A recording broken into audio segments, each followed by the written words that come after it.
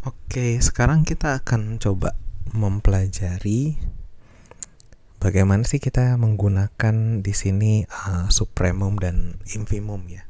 Serta nanti akan kita definisikan dua istilah baru lagi yang kita sebut sebagai maksima dan minima. Ya. Nah, sebenarnya supremum dan infimum itu tuh dia juga punya operasi aljabar sendiri ya.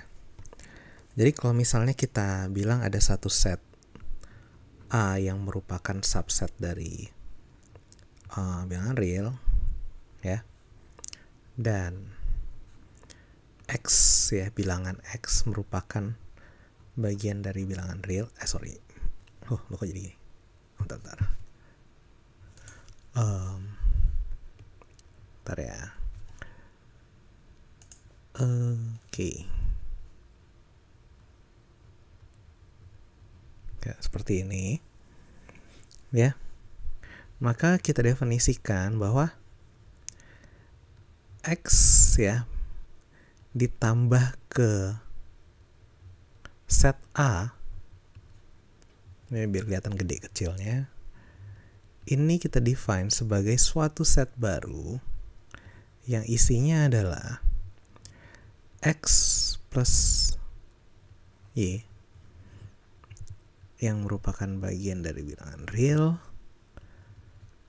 di mana Y-nya ini adalah A, semua member dari A. Sementara kalau X kali A kita define sebagai X dikalikan Y, ini member bilangan real, di mana Y-nya itu sendiri adalah dari A. Oke. Jadi di sini clear ya. Misalnya A ini adalah 1, 2, 3 isinya. Dan kalau X-nya itu 5, berarti 5 tambah A itu sama dengan 6, 7, 8 ya. Sementara kalau 3 kali A dia sama dengan 3, 6, 9. Nah, di sini ada 6 lah operasi aljabar ya yang bisa kita tuliskan di sini. Misal A ini adalah subset dari R dan A-nya ini non-empty, maka ya kalau X itu bagian dari R dan A bounded above,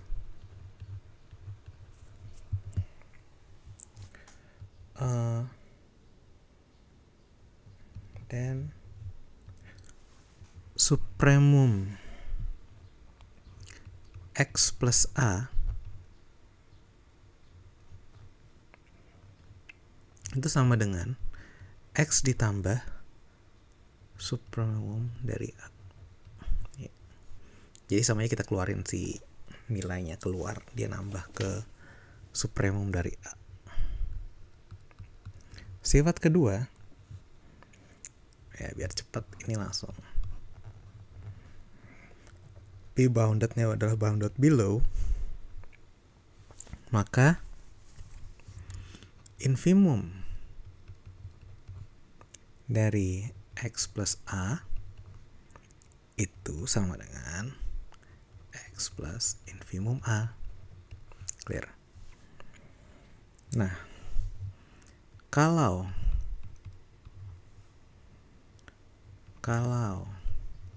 X-nya ini lebih besar dari 0 dan A adalah bounded above ya, Maka supremum dari X kali A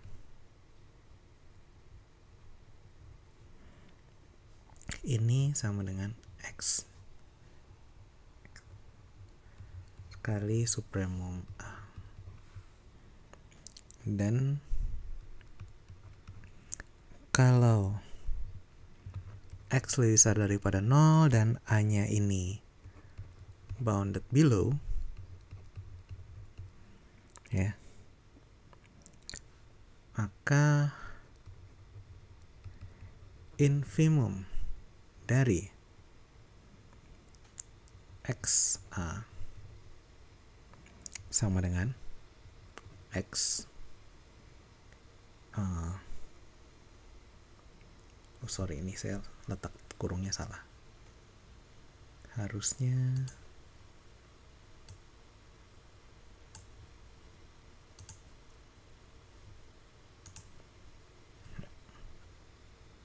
ini harusnya gini ya, lebih tepat. Nah, jadi ini juga di luar dari infimum kali. Oke, lanjut. Nih kalau X-nya itu kurang dari 0 dan A-nya ini bounded below,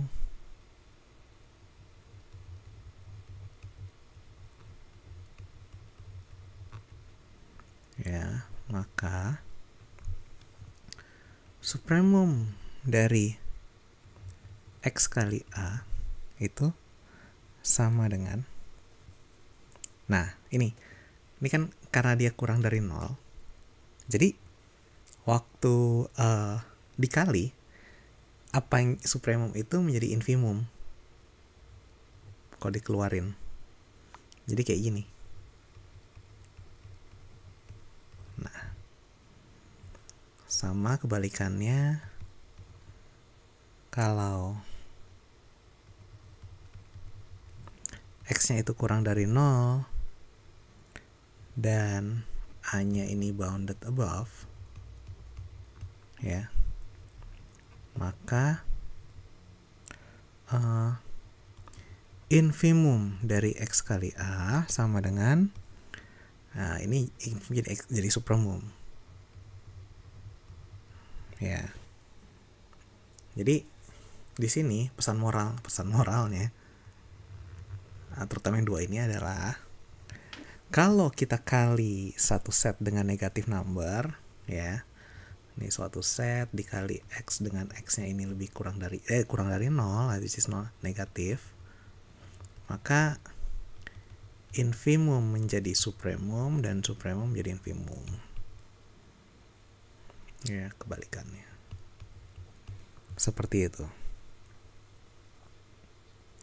Dan juga ya, kalau seandainya supremum ya dari atau infimum dari X plus A atau X kali A itu ada, ya, kalau ini ada, maka itu juga langsung implying bahwa X plus A dan X kali A itu non-empty, ya, non-empty dan bounded. Ya, kalau supremum dia bounded above, kalau misalnya infimum dia boundednya below, gitu ya. Ya, secara otomatis. Jadi set baru yang dibentuknya itu juga non-empty dan bounded. Oke. Nah, ini kalau misalnya kita mau coba buktikan, ya, mungkin yang statement yang pertama aja kali ya. Saya tulis dulu statementnya. Pertama bahwa ya lebih cepat saya copy di sebelah ya, cuma belum belajar mengcopy statement sebelumnya di software ini gimana caranya, ya kan. Ini kan dan A-nya itu bounded above, ya,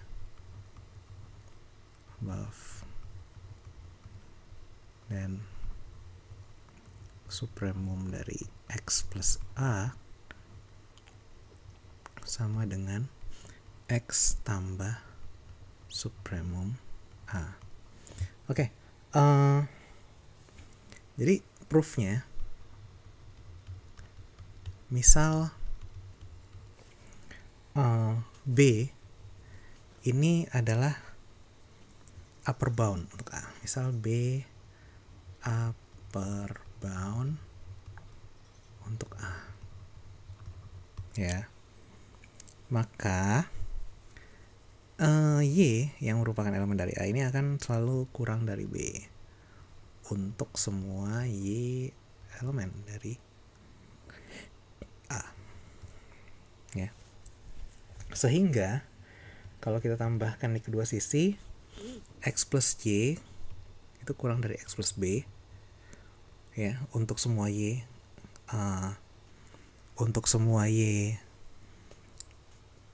ya ini elemen dari A, sehingga bisa kita katakan X plus B, ya, upper bound untuk X plus A, untuk set X plus A maksudnya, ya. Itu dengan kata lain, kalau B itu adalah supremum dari A, ya, maka supremum dari X plus A, ya, ini kurang dari sama dengan X plus B sama dengan X tambah supremum dari A, ya. Oke. Nah, sama dengan arah berlawanan. Dia kan kalau misalnya equal kayak seperti video kemarin, ya, kita buktikan. Jadi kalau kita membuktikan ini, kita buktikan ini lebih kecil sama dengan ini dan ini lebih besar sama dengan ini untuk menjamin equality-nya, gitu ya. Sama juga kalau seandainya B-nya itu kan tadi upper bound untuk X plus A, ya, misal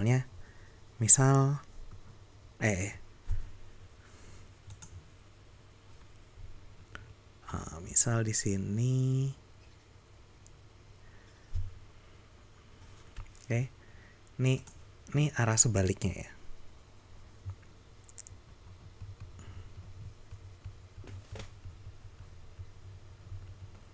Misal B upper bound untuk X plus A, maka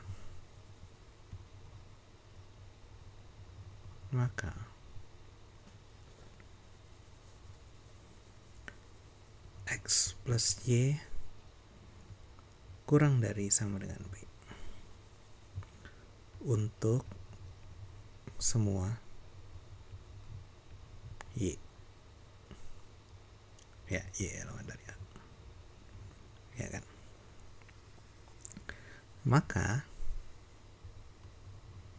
sini kan karena B adalah upper bound untuk X plus A dan X plus Y ini selalu kurang dari sama dengan B, ya kan, sehingga bisa kita tuliskan dengan cara menambahkan minus X di kiri maupun kanan, Y B minus X, ya, ini basically ini kita tambahin minus X aja, ya kan, masih untuk semua Y per A, sehingga kelihatan di sini bahwa B minus X ini adalah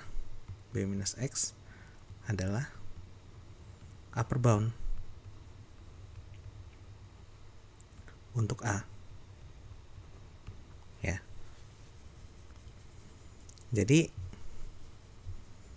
kalau B itu sama dengan supremum X plus A, maka supremum A kurang dari sama dengan B minus X, ya, B minus sorry.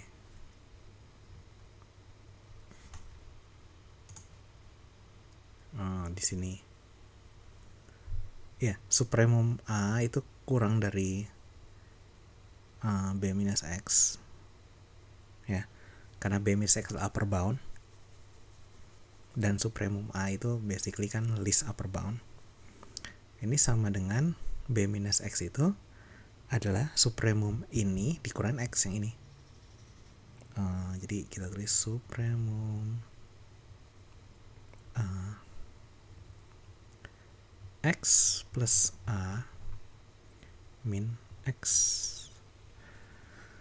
Dari sini kita peroleh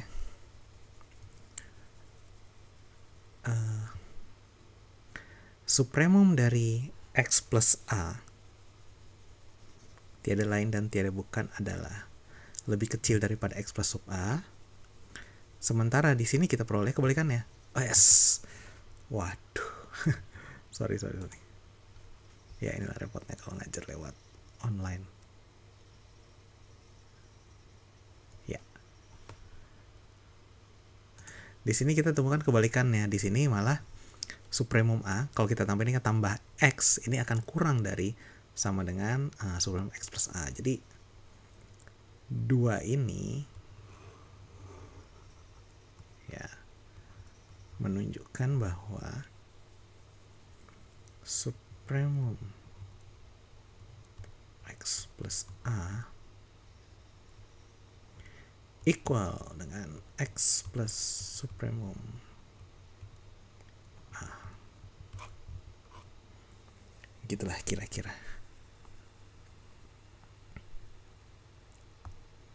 Nah, lanjut. Nah, ini kadang-kadang kita juga bisa meng-apply supremum atau infimum itu 2 kali gitu ya. Jadi kita misal A dan B adalah suatu set yang merupakan subset dari R dan non-empty. Ya, dua-duanya non-empty. Kan? Sehingga dengan X itu kurang dari Y, ya, dan X itu anggota dari A dan Y itu anggota dari B. Ya, jadi A itu selalu lebih kecil, ya kan? B itu selalu besar. Atau kalimat saya kalau lebih diucapkan dengan formal itu adalah A itu bounded above, karena kita punya kayak semacam kepastian ada yang selalu yang di atas. B itu bounded below, ya, karena kita juga punya kepastian bahwa selalu ada yang di bawah B, gitu kan? Dan supremum dari A itu bisa sama atau lebih kecil daripada infimum B, ya. Jadi poinnya di sini adalah kalau kita mau coba buktikan ini, ya, proof untuk setiap semua X elemen dari A ini adalah lower bound B dari B kan. Kenapa? Ya karena ini statement ini basically, ya. Maka X itu akan lebih kecil sama dengan dari infimum B, ya. Definisi lower bound kan gitu. Infimum itu akan selalu jadi greatest, ya, untuk semua X, ya, for all X. Jadi infimum B ini adalah upper bound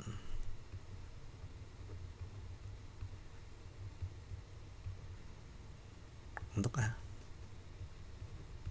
Ya, atau dengan kata lain,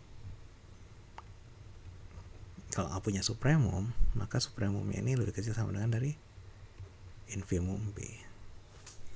Gitu kira-kira.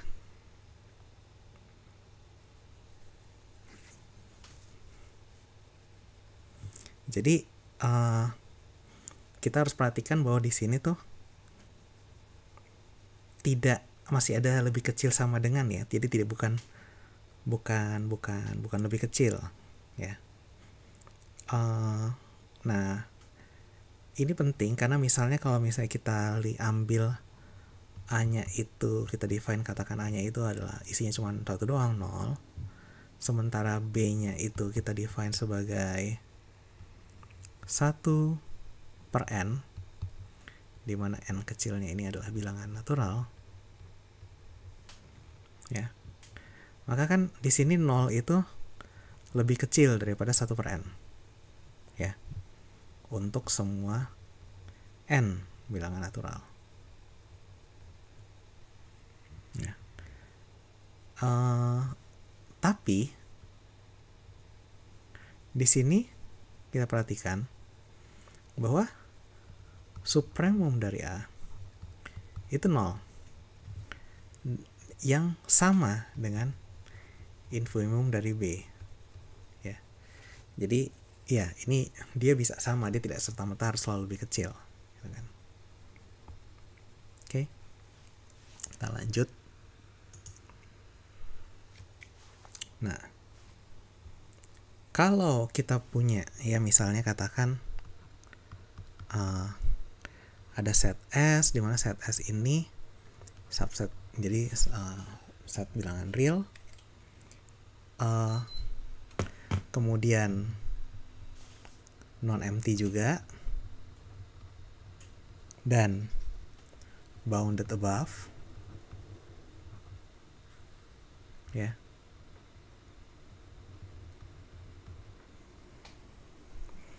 Maka ya, untuk setiap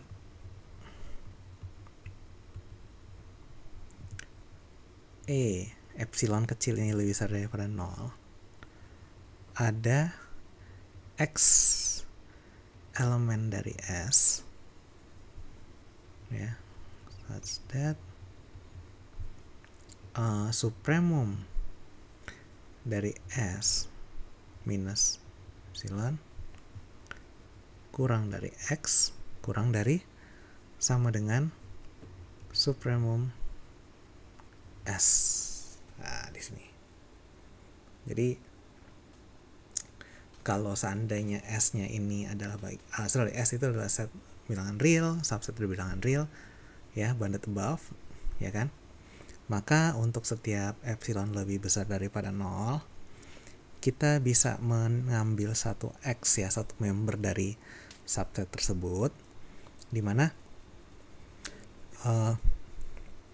supremumnya, jadi the least ini ya, saya jadi kelupaan namanya, value yang di atas, ya. Jadi supremumnya itu kalau seandainya kita kurangin dengan E, ya, dia akan, nah ini tuh maksudnya gini, supremum S dikurangin E, dia itu akan ada di dalam si set S, gitu maksudnya. Jadi kan supremum itu belum tentu berada di dalam set S, tapi kita bisa mencari satu bilangan, ya, bilangan positif, di mana kalau dia dikurangin, kita bisa membuat dia ada dalam set S tersebut, ya.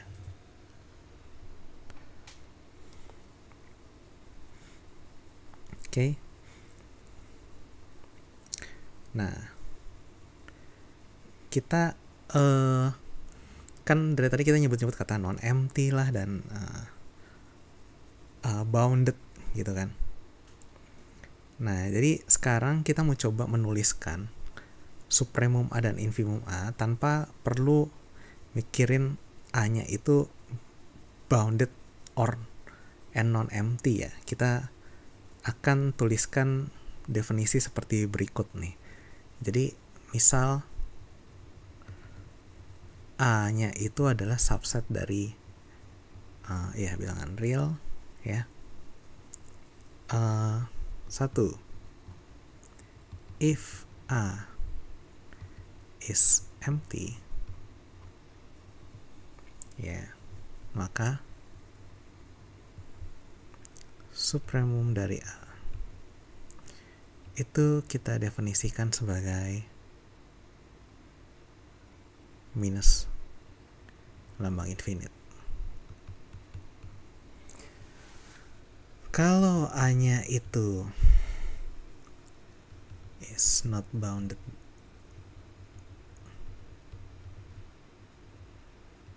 above, maka supremum dari A ya kita definisikan sebagai tak hingga, ya kan? Kalau A-nya ini empty ya, maka infimum dari A ini kita define sebagai tak hingga ya. Dan terakhir, kalau A-nya not below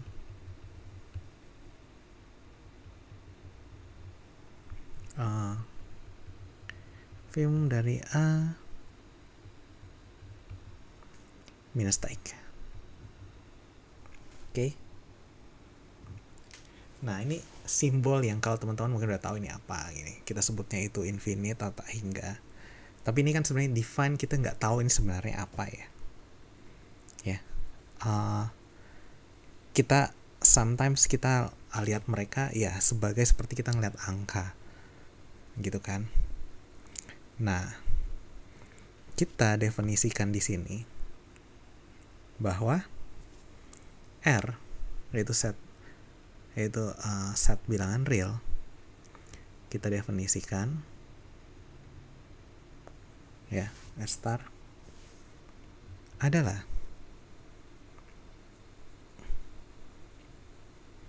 jadi kita definisikan R star ini adalah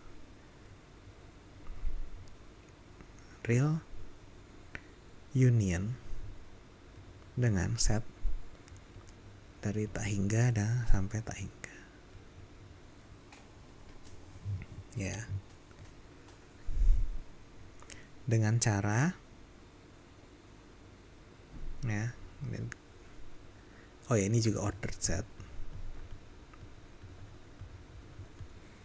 Dengan cara mendefinisikan bahwa dengan minus tak hingga itu lebih kecil daripada tak hingga,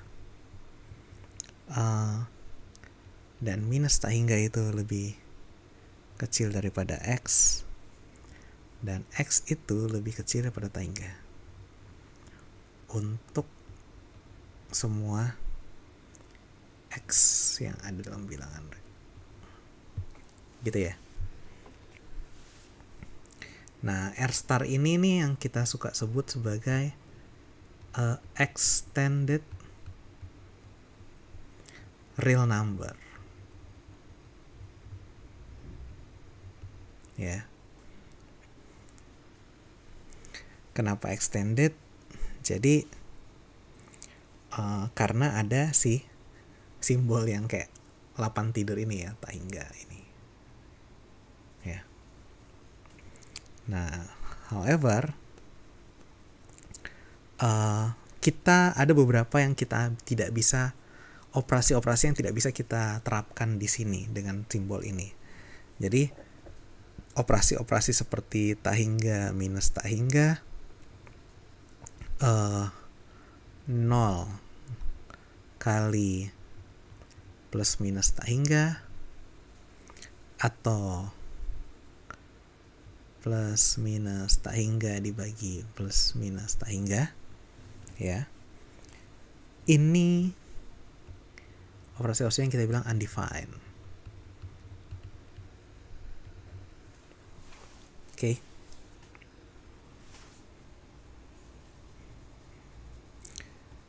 Nah,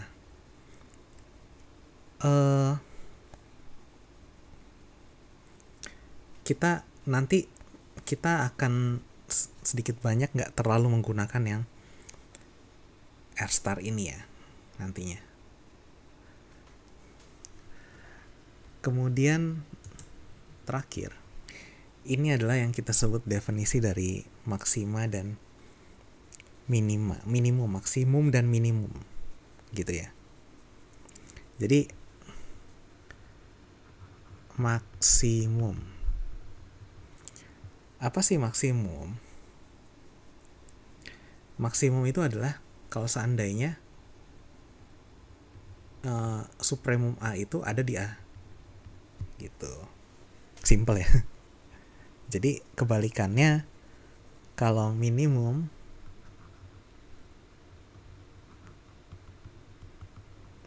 itu kalau misalnya kita bicara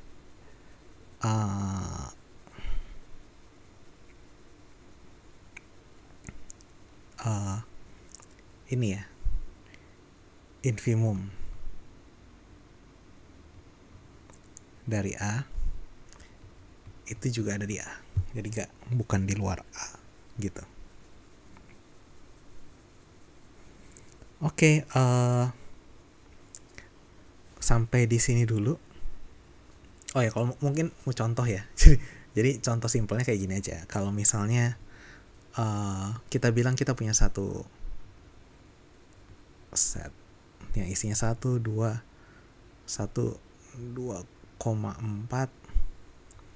pi dan 100, ya kan? Maka maksimal dari set ini adalah 100. Sementara minimal dari si set ini adalah 1. Ya.